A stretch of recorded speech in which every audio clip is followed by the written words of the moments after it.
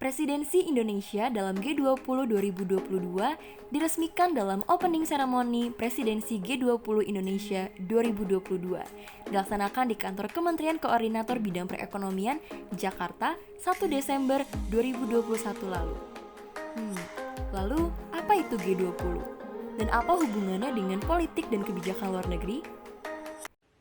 Hai semua, perkenalkan nama saya Minato Milimose dengan NIM 2070750074. Di sini saya akan mencoba mengartikan dan juga menjelaskan apa itu arti dari G20 dan juga harapan presidensi G20 buat tahun ini.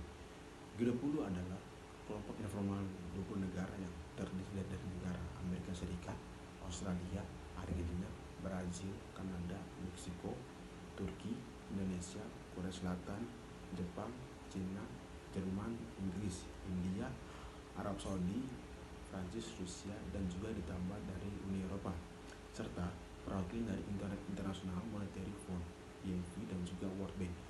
G20 merupakan forum utama ekonomi dunia yang memiliki posisi strategis karena secara kolektif mewakili 65% penduduk dunia dan juga 75% perdagangan global dan juga 80% perekonomian dunia. Mulai tanggal 1 Desember 2021 kemarin, Indonesia menjadi presidensi G20 selama 1 tahun ke depan hingga tanggal 30 November 2022. Serah terima sebelumnya telah dilakukan di Roma pada KTT pada akhir Oktober 2021 tahun kemarin. Dengan tema presidensi G20 Indonesia adalah Recovery Together and Recovery Stronger. Melalui tema tersebut, Indonesia ingin mengajak seluruh dunia untuk saling membahu, saling mendukung untuk pulih bersama serta tumbuh lebih kuat dan berkelanjutan. Presidensi ini juga menegaskan kepemimpinan Indonesia dalam diplomasi internasional dan juga ekonomi kawasan.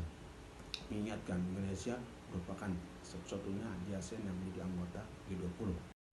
Setelah mengetahui apa itu G20 yang tadi sebelumnya sudah dijelaskan oleh Miguel, saya akan menjelaskan bagaimana hubungannya dengan politik dan kebijakan luar negeri. Politik dan kebijakan luar negeri merupakan aktivitas yang dilakukan oleh negara bangsa dengan tujuan atau tindakan-tindakan yang dimaksudkan untuk memandu keputusan yang menyangkut urusan nasional dan internasional. Jadi, aktivitas ini juga dapat dikatakan sebagai strategi yang dilakukan oleh antar negara dalam melakukan hubungan internasional.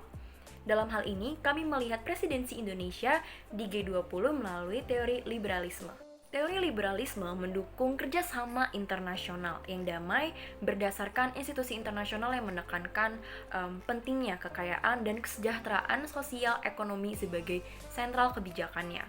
Dalam liberalisme, promosi sistem ekonomi internasional yang stabil dapat mendukung pertumbuhan ekonomi dan kesejahteraan negara bangsa, tapi tidak hanya bergerak pada bidang ekonomi, melainkan pada banyak bidang lainnya. Prinsip politik luar negeri yang dianut oleh Pak Presiden Joko Widodo tetaplah berlandaskan pada prinsip bebas aktif. Visi ini menunjukkan makna dari kebebasan Indonesia dengan cara mewujudkan kedaulatan, kemandirian, dan kepribadian nasional. Pak Jokowi yang ingin menunjukkan sifat dan sikap aktif untuk merealisasikan kemandirian nasional atas kerjasamanya ini yang positif dan konstruktif, yakni dengan gotong royong. Nah, hal ini yang menjadikan kami untuk mengambil teori liberalisme dalam melihat presidensi Indonesia di G20.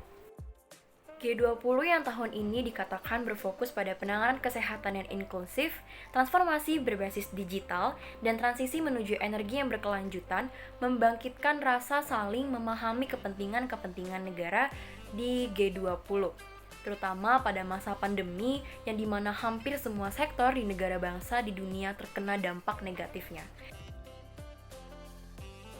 Harapan buat presidensi G20 tahun ini adalah Indonesia terus mendorong negara-negara G20 untuk melakukan aksi nyata dan juga Indonesia siap berkolaborasi dan mengembangkan kekuatan sehingga masyarakat dunia dapat merasakan dampak positif dari kerjasama ini.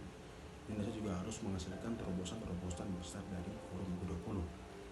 Presidensi G20 Indonesia merupakan kesempatan bagi negara untuk berkontribusi lebih besar bagi pemulihan ekonomi global dengan partisipasi aktif membangun tata kelola dunia lebih sehat, lebih adil, dan berkelanjutan berdasarkan kemerdekaan, perdamaian abadi, dan juga keadilan sosial. Dengan adanya presidensi Indonesia G20, banyak harapan dari negara-negara besar untuk dapat kembali membangkitkan perekonomian yang terkena pengaruh dari COVID-19. Kami juga sebagai mahasiswa-mahasiswi Indonesia, kami juga berharap bahwa Indonesia dapat menjaga kestabilan negara khususnya dalam kebijakan ekonomi. Selain itu, besar harapan kami bahwa Indonesia dapat jeli dalam melihat dan belajar bagaimana kerjasama yang dilakukan dengan negara-negara lain, khususnya dengan negara-negara maju, dapat menguntungkan kedua belah pihak dan berbagai belah pihak dan tidak ada kerugian. Selain itu, Indonesia juga mampu mempersiapkan diri agar tidak tertinggal dari negara-negara anggota lainnya, mengingat bahwa Indonesia merupakan salah satu perwakilan anggota negara di ASEAN. Kami juga berharap bahwa Indonesia nantinya akan menjalankan dan dapat menjalankan visi dan misi yang telah direncanakan akan dijalankan di tahun 2022 ini. Kami berharap semua visi dan misi yang ada tidak hanya menjadi sebuah ekspektasi bagi kami, melainkan menjadi sebuah kenyataan atau realita. Sekian penjelasan kami mengenai presidensi Indonesia dalam G20 2022 dan keterkaitannya dengan teori liberalisme dalam politik dan kebijakan luar negeri.